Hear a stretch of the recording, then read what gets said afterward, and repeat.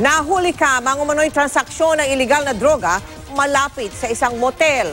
Ang umano'y drug pusher na nakuna ng video, noong pa raw pinapasuko sa Oplan Tokhang pero nagmatigas. Nakatutok si Cesar Apolinario, exclusive. Kilala umanong pusher ang suspect na nakilala sa alias na Chris. Nahuli kam ng CCTV camera si Chris sa barangay E. Rodriguez, Cubao, Quezon City noong Sabado ng hapon. Sa video makikitang dumating ang pinaniniwalaang buyer ni Chris sakay ng tricycle at tumambay sa kanto malapit sa motel. Maya-maya, lumabas si Chris at dumiretso sa tricycle driver. Para di halata, yumuko pa si Chris. Ayon sa mga tanod, dito na nangyari ang abutan ng droga at perang bayad ng buyer. Pagkaabot, sa instant lang, kahit maraming tao. Talagang pag-abutan na nila, para instant, lang, madalian. Tapos saka sila maghiwalay.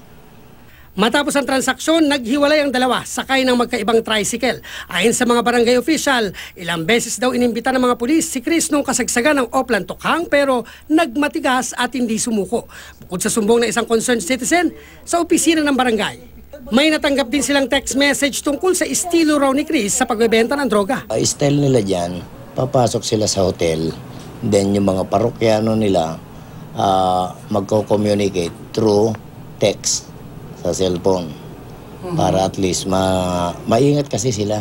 Ang buyer ni Chris nasundan ng CCTV ng barangay, kaya pinara siya at kinapkapan. Na-recover kay Pedencio Pamisa ang isang plastic na may hinihinalang shabu na nabili kay Chris.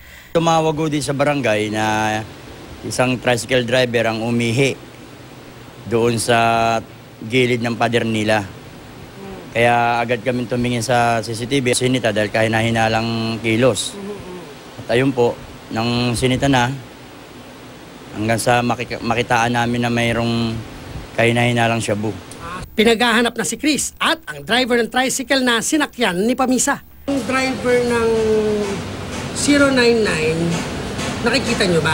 Hindi na ho. Natakot yata o yan.